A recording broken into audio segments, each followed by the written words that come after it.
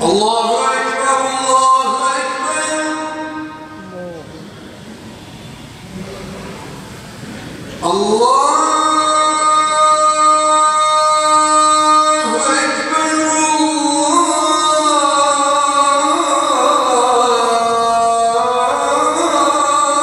Ekber.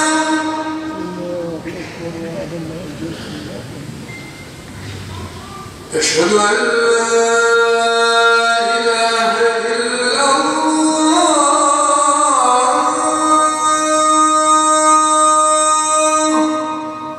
kıymetli müminler, rahmet, mağfiret ve ebedi kurtuluşun müjdecisi Ramazan ayına dün itibariyle kavuştuk. Bir yandan Ramazan'ın sevincini yaşarken, diğer yandan afetlerin acısını yüreğimizde hissetmeye devam ediyoruz. Ramazan'ın gönüllerimizi ferahlatan manevi ikliminde kardeşliğimizi pekiştiren birlik, beraberlik ve dayanışma ruhuyla acılarımızı daha da hafifletecek, geleceğe ümitle yürüyeceğiz inşallah. Değerli müminler, aziz milletimiz yaşadığımız felaketlerin yaralarını sarmak için yine yardımlaşma ve dayanışmanın en güzel örneklerini sergiledi. Cenab-ı Hak bütün imkanlarını seferber eden, duasını esirgemeyen her bir kardeşimizden razı olsun. Ancak bütün yaralar sarılıncaya, yürekler sükunet buluncaya kadar birbirimize desteğimizi sunmak, yardımlarımızı hız kesmeden devam ettirmek kardeşliğimizin bir gereğidir.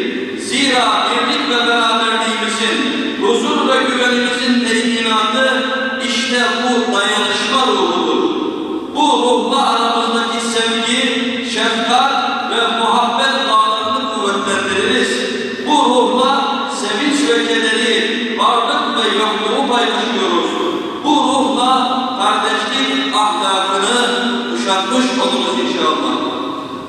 Değerli kardeşlerim, İslam medeniyeti bir dayanışma medeniyetidir. Müminler bu medeniyetin yeryüzündeki temsilcileridir. Nitekim yüce dinimiz İslam, dayanışma şuurunu her daim canlı tutmamızı emretmektedir.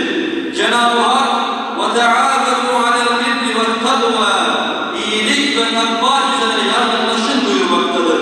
Sevgili Peygamberimiz sallallahu aleyhi ve sellem ise bizleri şöyle tarif etmektedir. اِنَّ الْمُؤْمِنَ لِلْمُؤْمِنِ كَالْبُنْيَانِ يَشُدُّ بَعْضُهُ بَعْضًا Müminler, tuğlaları birbirine sımsıkı kenetlenmiş bir bina gibidir. Aziz müminler, Diyanet İşleri Başkanlığı olarak her yıl Ramazan ayında önemli bir konuyu gündeme taşıyoruz.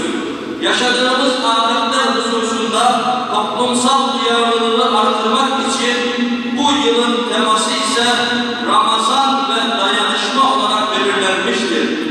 Bu kapsamda yapacağımız faaliyetlerle toplumsal dayanışma bilincine katkı sağlayacağız inşallah. Bu vesileyle sıkıntı içinde olan kardeşlerimize destek olmaya gayret edelim. Zekat ve diğer bağışlarımızla ihtiyaç sahibi afetzede kardeşlerimizin sıcak yuvalarına kavuşmaları için kalıcı konutlar inşa edilmesine yardımcı olalım. Kıymetli kardeşlerim, Ramazan'ın manevi iklimini fırsat bilerek el birliğiyle saralım yaralarımızı. Sevgi, şefkat ve muhabbet bağlarımız kuvvetlensin. Sahur ve iftarın sevinç ve bereketini yaşayalım hep birlikte. Paylaşalım sevgiyi ve muhabbeti. Giderelim hüznü ve kederi. Zekat ve sadaka köprüleri kuralım. Cömertlik kaplasın her yanımızı. Cimrilik uzak olsun bizden. Kardeşliğimizi daim kılalım. İyiliği yayalım hep birliğiyle.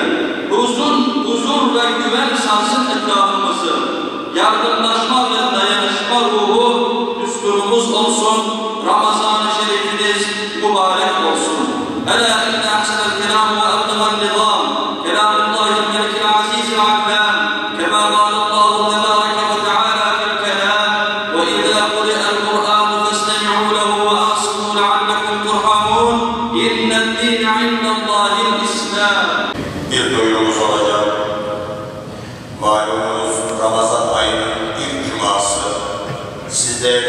Cemaatimizden namaz çıkışında depremzede kardeşlerimizin ihtiyaçlarını karşılanabilmesi için onların yanında bir nebze de olsun yanlarında olmamızı hissedebilmek için namaz çıkışında değerli cemaatimizden yardım talep ediyoruz.